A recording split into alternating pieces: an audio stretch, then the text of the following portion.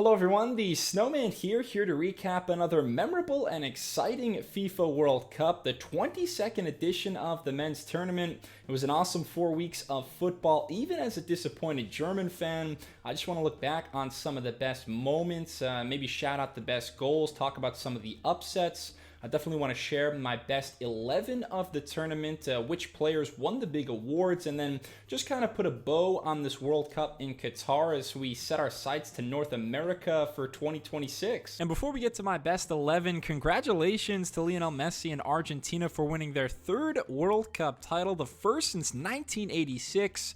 They're essentially the fourth best footballing nation in World Cup history behind Brazil, Germany, and Italy. Such a rich history, and the final couldn't have been better. Given the stakes, it was maybe the best game of football that I've ever watched. 3-3 after 120 minutes. Argentina up 2-0. So comfortable for 70 plus minutes, and then all of a sudden out of nothing, Kylian Mbappe strikes twice, once from the penalty spot, once from the edge of the box to send it into extra time. The game was topsy-turvy. It was heart-stopping the whole way through. Messi and Mbappe scoring once again each in extra time. The game really had it all. Eventually we went to penalties, and Emiliano Martinez with the clutch save. The rest is history. Messi into football immortality. Argentina on top of the world.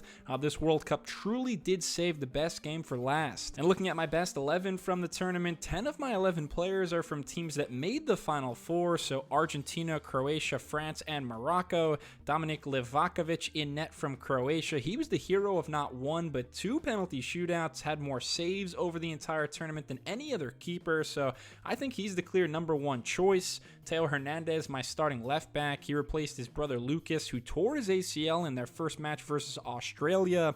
Theo was solid all tournament. The stunning scissor kick goal in the semis versus Morocco.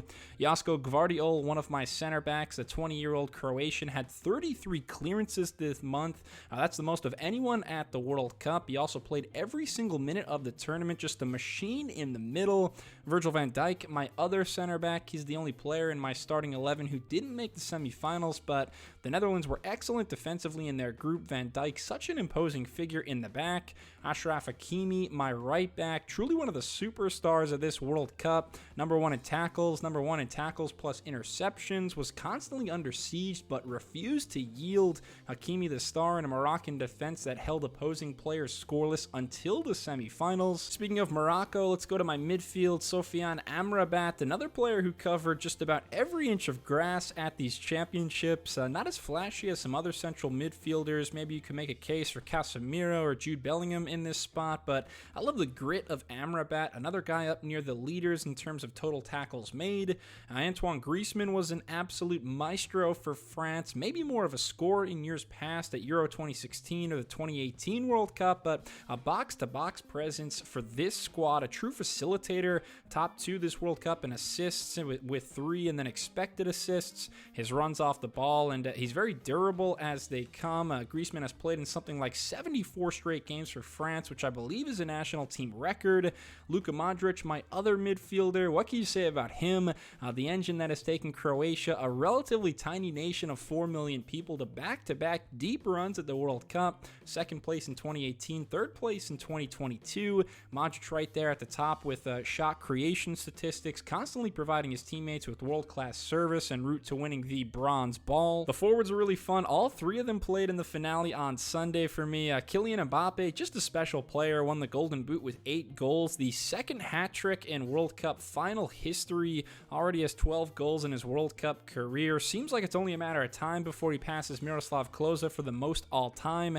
Mbappe did literally everything he could to try to will his team to a second consecutive World Cup. Julian Alvarez, the 22-year-old number 9 for Argentina, was magnificent all tournament long. 4 goals, tied for third in that department, picked as a starter over guys like Lautaro Martinez and Paulo Dybala, and Alvarez came through in some of the clutchest moments to help Argentina win it all. And then what can you say about 35-year-old Lionel Messi? This was his moment to shine, a moment he'll remember for the rest of his life. Not just the 7 goals, but the playmaking as well. The calmness from the penalty spot all tournament. Messi elevated his game one more notch this World Cup to send his nation into a state of euphoria Florida, so that's why he's the final spot of my best 11. In terms of the awards for this edition of the World Cup, a quick look here. Our Golden Boot winner was the aforementioned Kylian Mbappe with 8 goals. Messi winning the Golden Ball for the second time as the World Cup's best player. Emiliano Martinez won the Golden Glove for the best goalkeeper. 21-year-old Enzo Fernandez, the best young player.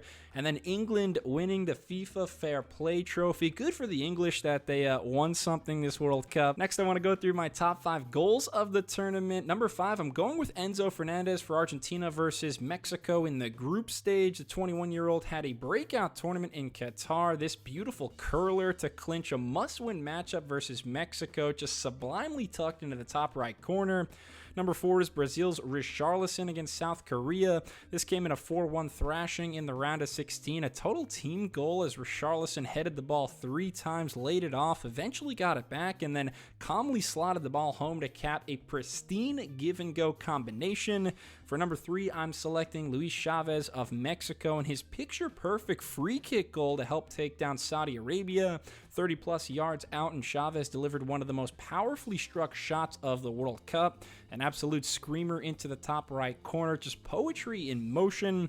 Number 2 is one of the most unique goals you'll ever see. Cameroon's Vincent Aboubakar versus Serbia. A scoop lob with his right foot that flew delicately past the tallest goalkeeper in the tournament, 6'8" Milinkovic-Savic. So cheeky, so exceptional from Aboubakar to attempt the lob, let alone deliver in that moment.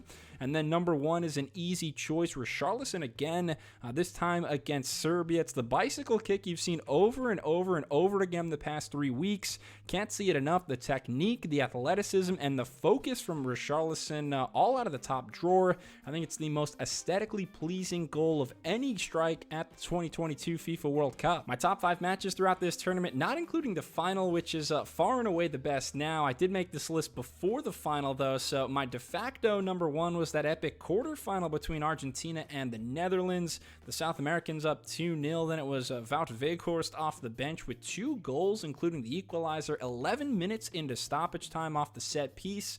Argentina would eventually outlast the Dutch in penalties. Another great match that went to a shootout, Croatia versus Brazil. Neymar scoring the jaw-dropping goal in extra time, but Bruno Petkovic answering back in the 117th minute. They would win in penalties. Number 3, Japan defeating Spain in the group stage and essentially knocking Germany out over a matter of millimeters.